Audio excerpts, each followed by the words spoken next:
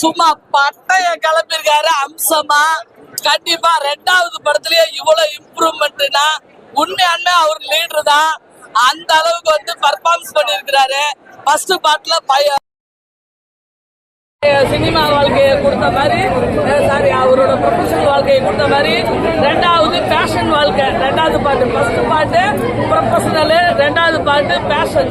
அதை வந்து ஃபுல்ஃபில் பண்ணிருக்காரு. ராவுல இருந்து ஒரு 48 ஸ்டூடெண்ட்டை காப்பாத்துற மாதிரி ஒரு கதையை எடுத்திருக்காங்க. ஒன்லைன் சொல்லியிருக்கேன். மீதி எல்லாருமே அதான் தெக்கு அசல் வைக்கும் நம்ம அண்ணாச்சியை வந்து கண்டிப்பா அந்த படத்தை அவருக்கு வெற்றி பெற நல்வாழ்த்துக்கள். ஓகே, சூப்பரா இருக்கு, படம் பார்க்கலாம். ஓகேவா? அப்புறம் எங்க ஜிப்ரன் மியூசிக் போட்டதால மேலும் சிறப்பு. அப்புறம் துரை செந்தில் கருடா எடுத்தாரு டைரக்டர். ஓகே, மேக்கிங்ல எந்த பிரச்சனையும் வைக்கல. இன்னும் மேற்கொண்டு அப்படியே நடிக்க எல்லாமே கரெக்ட்.